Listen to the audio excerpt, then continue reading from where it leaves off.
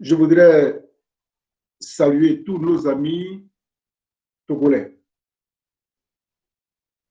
Ils sont aussi empêtrés dans des problèmes qui dépassent l'entendement humain. Depuis le mois de février 2020, ce pays a connu une élection très calamiteuse et les résultats de cette élection ont mortellement divisé les Togolais en plusieurs morceaux. Beaucoup sont obligés de prendre la coupe d'escampette pour éviter l'humiliation, la torture, l'oppression, la prison et la mort. Beaucoup de Togolais ne se reconnaissent plus en leur président qui s'appelle Faure Gnassingbé Eyadema. Et il a été maintenu au pouvoir. Le monde entier n'a rien fait. La communauté dite internationale est venue superviser les élections, s'est débarrassée des résultats, des conséquences de ces résultats, et puis elle s'est barrée. La CEDEAO, censée mettre de l'ordre politiquement en Afrique de l'Ouest, a tourné le dos aux Togolais. Aujourd'hui, les Togolais, ce courant néfaste, pour prendre eux-mêmes leur expression, du despote fort.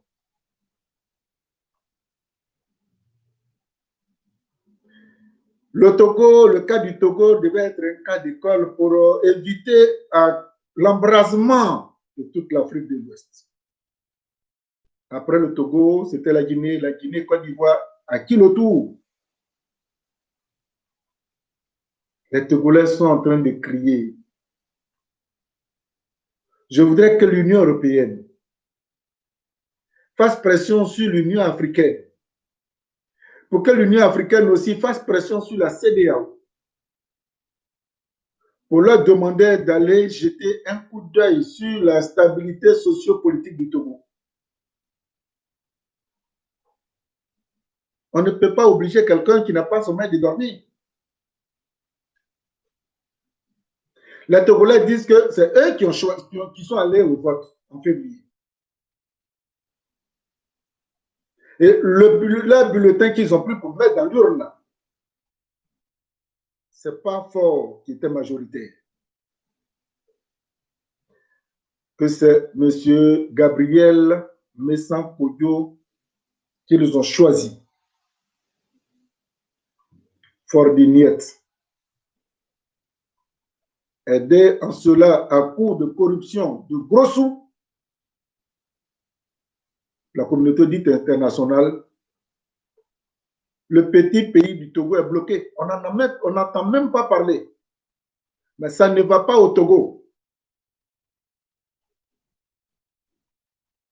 En février 2020, à la suite de ces élections présidentielles qui se sont déroulées au Togo, le doyen, je ne sais pas, du clergé catholique, ils ont des noms un peu compliqués, Monseigneur Bossogro, je ne sais pas si je déforme son nom, est sorti pour dire non, où on s'en va, ce n'est pas bon. Le vieux est contraint de quitter son pays pour aller vivre au Ghana. Tous les Togolais qui ont dit non, là où on s'en va, ce n'est pas bien. On a organisé les élections. Ce n'est pas M. Foy qui les a gagnés. C'est Gabriel Messan-Kodjo qui les a gagnés. Donnons-lui la victoire. La famille Foy qui est là depuis près d'une soixantaine d'années dit non. Tu parles trop. Il devait mettre la main sur le monsieur. Le vieux, il a fui. En février 2020, du début, pendant et après ces élections au Togo, il y a eu mort d'homme. Ce qui se passe actuellement en Côte d'Ivoire. Ils ont fait fi de tous ces morts parce qu'il y a une élection qui retient l'attention des opérateurs économiques étrangers. En l'occurrence, le groupe Bouygues, le groupe Bolloré, les faiseurs de roi en Afrique de l'Ouest. Ils ont imposé M. Faure Yadema à la tête du Togo. Comme la plupart, c'est quand les Africains ne s'entendent pas que ceux-là exploitent les richesses des pays africains, que les Togolais soient heureux ou malheureux, ils s'en foutent. Ils ont mis la pilier là. Et ils ont mis autour de Fort un cordon de sécurité. Au détriment des Togolais eux-mêmes.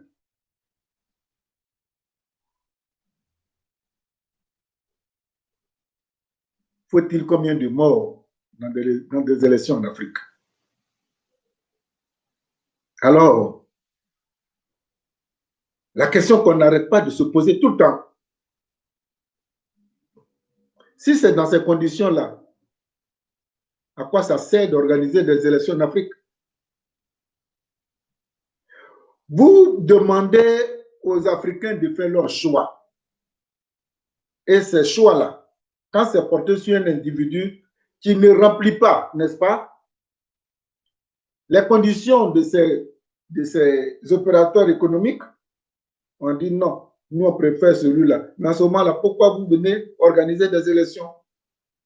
Transformer ces pays africains comme les Dom-Tom, Guadeloupe, Martinique, on sort, et vous nommez des gouverneurs. Depuis le mois de février 2020 à ce jour, ça ne va pas au Togo, on n'en parle pas. Je voudrais qu'on en parle, et c'est pourquoi je pose le problème aujourd'hui.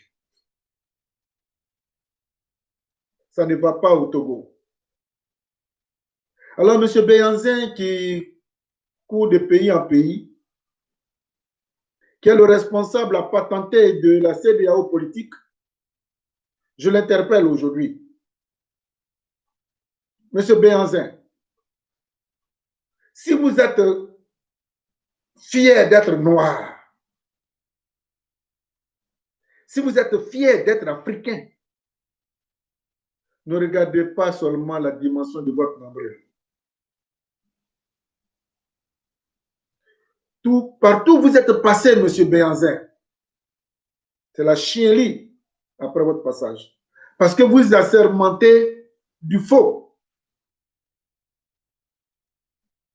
Et quand la majorité qui veut le changement est obligée d'accepter le choix de la minorité, ça crée les désordres. Au Togo, ça ne va pas, M. Béhanzin. CEDEAO, ça ne va pas du tout au Togo. Comme le président Chirac le disait, leur maison brûle et ils regardent ailleurs. Je suis là, sur ce plateau, de businessactualité.com. Moi, c'est la quiétude des Togolais qui me porte. Je suis africain. Et quand des frères souffrent comme les Togolais souffrent, comme les Ivoiriens souffrent en ce moment, je viens donner mon point de vue. Quitte à celui ou celle qui a des oreilles pour m'entendre, m'entend. Et j'aimerais que ceux qui décident ne tiennent pas compte des faveurs qu'on leur donne pour remplir leur compte bancaire, mais de tenir compte de la réalité sur le terrain. Où est Gabriel Messankodio? Vous ne voulez pas de lui? Mais pourquoi vous l'avez chassé? Mais vous pouvez rester au Togo pour réorganiser l'opposition? Non, non, non, non. On la fout tout dehors. Voilà ces militants, les peuples togolais qui sont épris de paix parce que pour eux, leur boussole, c'est Gabriel Messankodio. Le fait qu'ils subissent ça, ils ne sont pas contents. Et la diaspora togolaise boue comme ça boule de colère. Malheureusement, le mystère qui entoure ces faux leaders charismatiques en Afrique fait que le peuple est quasiment plombé mystiquement. Et les gens crient dans les salons, ils ne peuvent rien faire dehors. Mais une révolution ne se passe pas dans un salon. Et non. C'est pourquoi,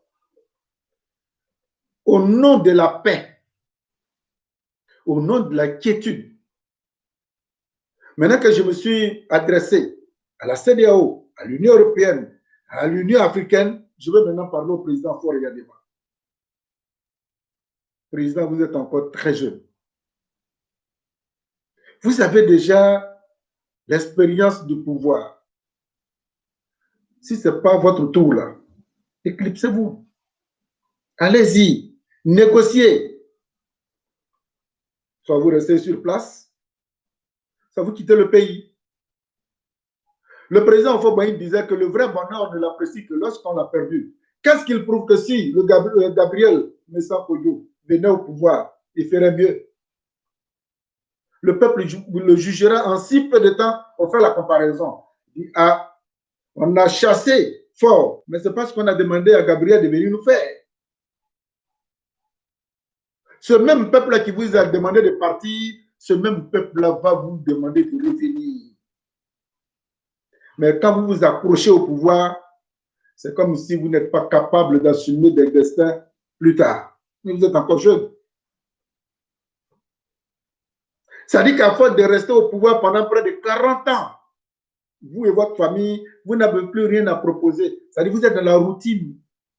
Dans la routine, vous pensez que ce que vous avez fait est tellement bien qu'il faut persévérer. Les Togolais disent non. Ils disent non. Et puis votre pays est bloqué. Et vous êtes là, les aiguilles plutôt de votre monde tournent.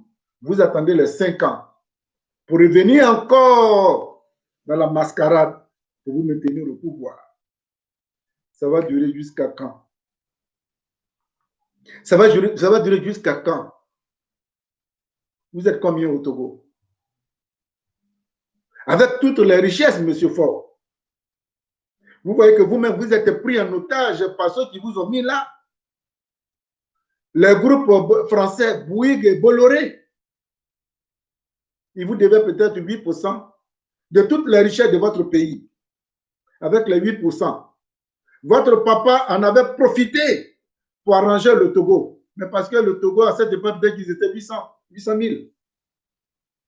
Mais aujourd'hui, vous êtes allé jusqu'à près de 2 millions.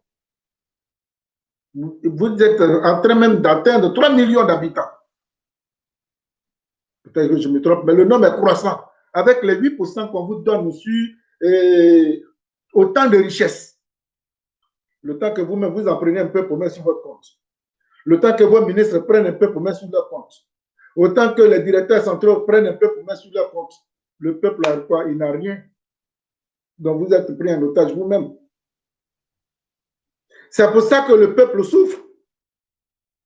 Parce que la petite minorité, le petit pourcentage qu'on vous laisse pour développer le pays, le nombre croissant de la population,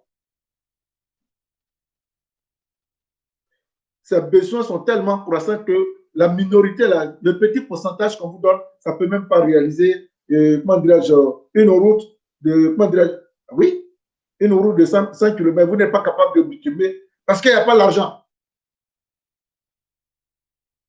Vous avez pris pour vous. Le ministre a pris, le député a pris, le maire a pris, les directeurs centraux, départementaux, les préfets, sous-préfets. Les 8%, là, il n'y a rien. C'est pour ça que le peuple est dans la rue. Ceux qui n'ont pas la possibilité d'appartenir à ces mangeoires-là vivent dans la précarité. Vous arrivez au Togo, tout ce que le vieux a laissé comme hôpital, comme hôtel, tous ces biens-là, tout est tombé en ruine parce qu'il n'y a plus de moyens. L'argent qu'on vous donne pour entretenir et développer le pays, vous partagez. C'est pour ça que le peuple a dit, bon, Nous allons conduire une nouvelle équipe. Et cette équipe-là, c'est le professeur Gabriel Messam-Kodjo. Vous dites non. Le monsieur est dans le maquis.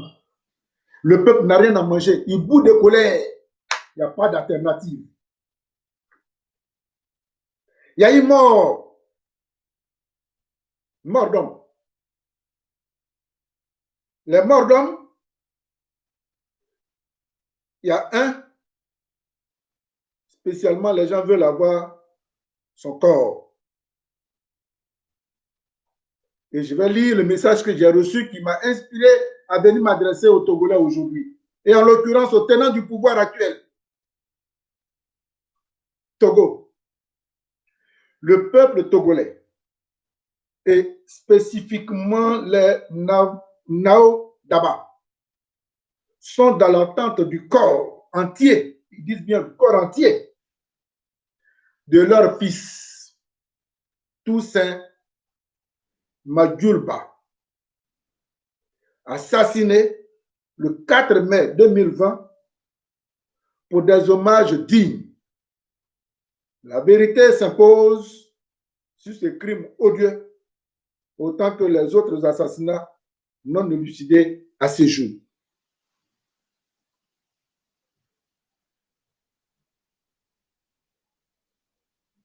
Il y a une partie du peuple togolais qui réclame le corps de leur fils Toussaint Madjoulba. Il a été assassiné le 4 mai dernier.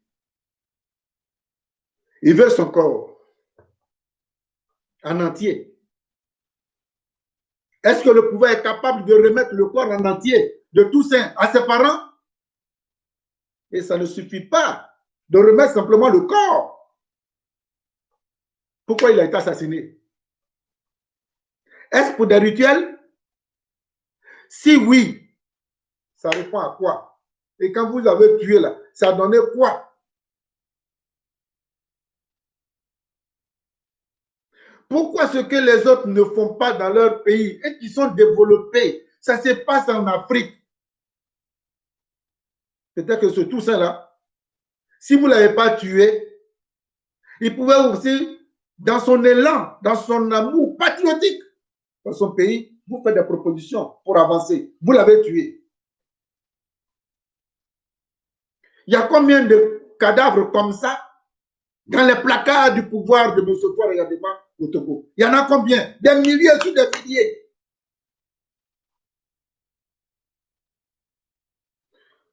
Donner l'amour n'est pas un programme de société, président africain.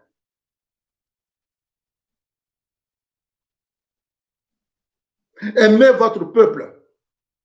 Les blancs pour qui vous êtes en train de faire toutes les magouilles, cet argent qu'on vous donne et que vous prenez pour venir investir dans leur banque, une fois que vous avez des problèmes, ne vous remettez plus ça. Hein? Demandez au père Bongo. Demandez à Sassou Nguesso. Oh, à l'époque du temps de Chirac.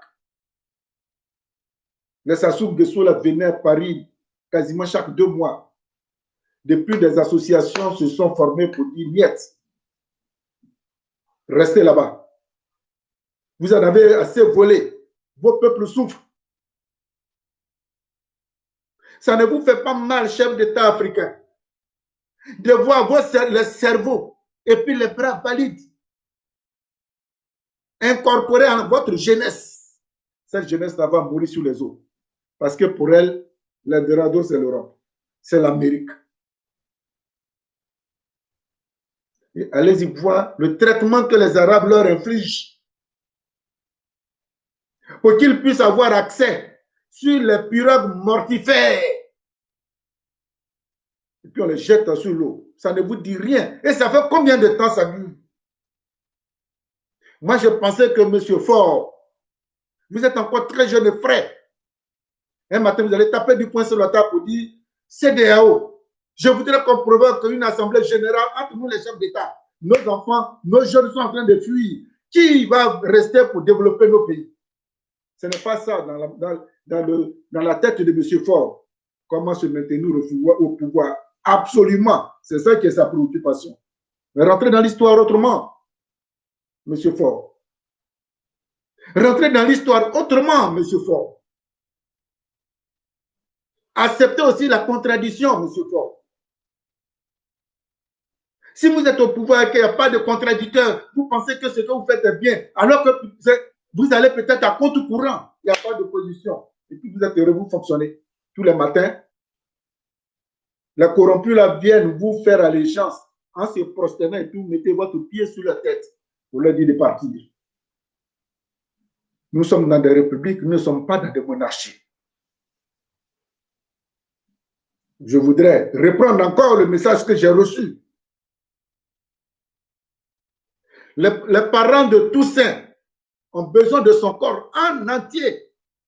Quand est-ce que vous allez leur remettre ça? Ils veulent quand même le voir. Et vous savez que M. Faure en Afrique, le plus important, ce n'est pas de mourir. Mais le plus important, c'est quand on a mis le corps et que tout le monde vient pleurer avec dignité pour accompagner ce corps à sa dernière demeure. Vous avez pris Toussaint, vous l'avez mis quelque part. Ses parents sont en train de pleurer parce qu'ils ne peuvent pas faire le deuil tant qu'ils n'ont pas enterré dignement leur fils. Vous l'avez tué, c'est vrai. Remettez le corps. Peuple togolais, vous n'arrêtez pas de m'interpeller pour que j'essaie de faire ce que je peux. Je viens de transmettre, je ne sais pas si je le fais fidèlement ou pas, mais dans tous les pays africains francophones, c'est copier-coller. Hein. Demain, je serai sur le cas de la Guinée-Conakry. Je vous disais que le seul service que vous pouvez nous rendre, je dis bien le seul service, c'est de vous abonner à la page Facebook. C'est de vous abonner au site businessactuality.com. Ce qui fait mal aux Camerounais fait mal aux Togolais. Ce qui fait mal aux Togolais fait mal aux Ivoiriens. Ce qui fait mal aux Ivoiriens fait mal aux Maliens. Ce qui fait mal aux Maliens fait mal l'Afrique francophone. C'est le même père et c'est la même mère. Je voudrais m'incliner sur la mémoire de Toussaint et tous ceux qui ont été ignoblement assassinés pour accompagner ce pouvoir de M. Faure au palais. Et je voudrais présenter au nom de mon équipe nos condoléances les plus attristés à toutes les familles qui ont subi dans cette guerre, dans cette course effrénée du pouvoir, les gens qui sont tombés. Il y en a qu'on reconnaît parce qu'ils sont célèbres, il y en a qu'on reconnaît parce qu'ils ont des parents célèbres, mais il y a des anonymats, des anonymes plutôt. À ceux-là, je voudrais leur